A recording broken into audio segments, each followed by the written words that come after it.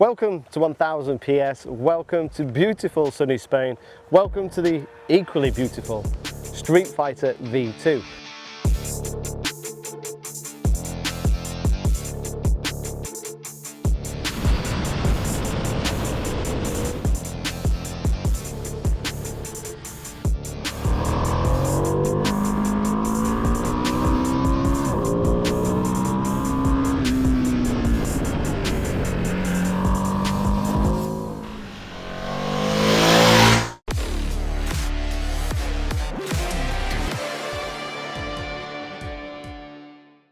Now this is a bike that I've been looking forward to riding. The bike, I first saw glimpses of this in EICMA, then I rode the Panigale V2 in Seville, which was like 5 or 6 weeks ago. I was really impressed by that bike on track. I was impressed by what Ducati have done. They've been really brave in actually reducing the power and daring to give us a bike with less power, but then reducing the weight significantly and making a phenomenal road and track bike. So then I knew they had a good recipe, so to ride this, the Streetfighter V2, which shares so many similarities with the Panigale V2, it was a real appetizer. It was something that I was really looking forward to. So let me run through some of the little details and some of the specs. The Streetfighter V2 is not a 80% or a 70% version of the Panigale V2. The power and torque is exactly the same as the Panigale V2. If you overlay the power and torque curve of the Panigale and the Streetfighter, they're exactly the same. In terms of weight, the Streetfighter is actually 1 kilogram less. So we're 18 kilograms less than the previous bike. Can you believe it? That's a huge, massive weight saving.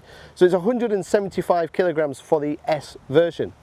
It's got the same aluminium monocoque chassis that has the engine as a stress member, and don't forget this is the new V-twin, which is 120 horsepower and 93 newton meters of torque. The only real big difference is the swinging arm. The swinging arm is unique to the Streetfighter. That's a little bit longer. We continue to use the Öhlins manually adjustable front forks and the Öhlins manually adjustable rear shock. Again, they're the same as the Panigale V2, but obviously with different settings, because this bike is set a little bit more for comfort, and where the rider sits on the bike, that changes the characteristics of the bike. In terms of braking and stopping power, the same M50 brakes and wheels and calipers that, you guessed it, they were on the Panigale V2 as well, and the same rider modes and the same technology. Again, that's been recalibrated a little bit. For example, the wheelie control on the Panigale V2 is a little different to the wheelie control on the Streetfighter, due to where you're sat in the chassis and how much you're pulling up on the bars. But you've got 4 riding modes: race, sport, road and wet.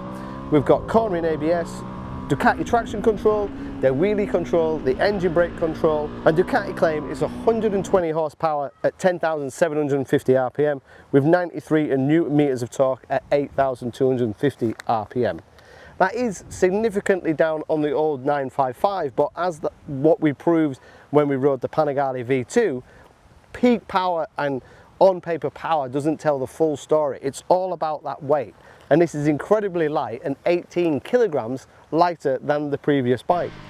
We've had a really good ride today. It's been absolute perfect conditions. I spent a lot of time in Spain over winter and we've had really bad weather and lots of rain, but it's not been the case today. We've had really good roads on a really good bike, and it's been hugely enjoyable. It's so accessible, it's so easy to ride, it's so forgiving, and it's so toy-like in many ways. The engine has got this low down kind of grunt that you would expect from almost a big single. It just crawls up the rear sprocket in first and second gear. It feels like almost like trials bike in some ways, or like an adventure bike. It's got so much drive off the bottom. Yet if you want to have fun and you want to live above 8,000 RPM, it delivers in that way. The Quickshifter is excellent. It's like a race bike Quickshifter. It's like really fast, really accurate, but it equally works really well around town at slow speeds. The chassis setup is manual adjustable Öhlins suspension, but again, that seems to work in a massive parameter of different circumstances. So it works well around town, it works well on the motorway, it's relatively plush, it's not overly plush. When we've started to push the handling in the hills, we've got some heat into the Pirelli Rossos, it's worked. it's worked really well. It's really throwable, it's really chuckable, it gives great feedback. On the odd occasion up in the hills here in southern Spain, the road conditions change. Sometimes it's slippery, sometimes it's grippery, the temperature goes up and down, but the chassis has always given me the feedback and allowed me to know what is actually happening. Then we've got all those cornering, lean sensitive rider aids just working there in the background. And you can trim those rider aids to how and the way you want to ride. So for example, this morning I rode just in the standard road mode, which had lots of rider assist just in case on these slippery damp roundabouts.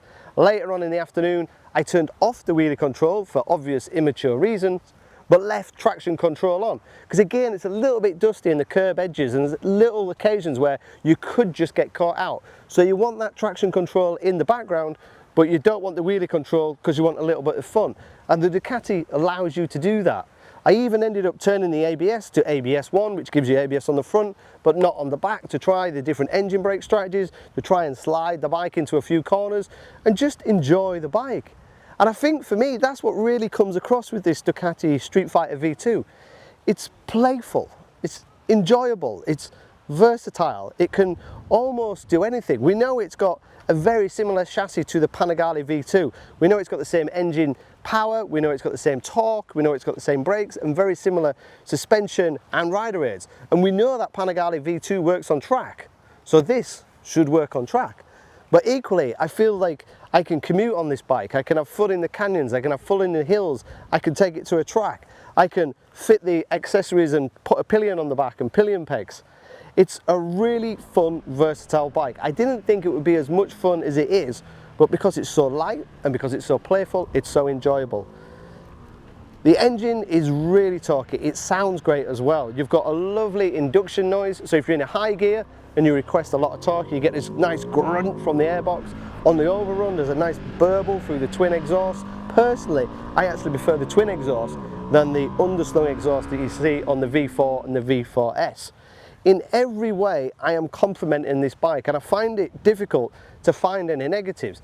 Just as we were riding back to the hotel after 240 kilometers, I was thinking there's got to be something that I don't like about this V2. But I honestly, on those roads, in those conditions, it is absolutely faultless. I have absolutely loved it. Then it comes to the price. As with every Ducati, as we expect, it's going to be premium. You can see that it's premium, it looks premium, it's got that open the garage wow factor. But it is in the UK £16,000 for 120 horsepower naked middleweight. And some people will look at the competition and go, well, they're cheaper with similar power. But I don't think they're as desirable, I don't think they're as fun, I don't think they've got the rider aids, and I don't think they've got the technology.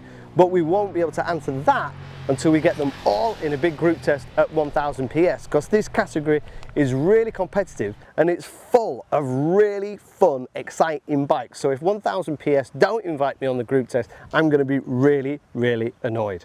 But what an enjoyable bike to ride. If I had the opportunity, I would stay here another day, take this bike back out, up into the hills and just enjoy it. I didn't want the ride to finish. It's hugely enjoyable to ride. Forget about the performance figures of just 120 horsepower. This on the road is all you need. If you want any more technical questions, you want me to go into specific detail about that the bars are now 30mm wider and the swinging arm is a couple of mil longer and a few other little details, then please fire some questions below. Me or one of the team will get back to you. Don't forget to subscribe, and thankfully, at last, we got some sunshine in Spain and a hugely enjoyable motorbike.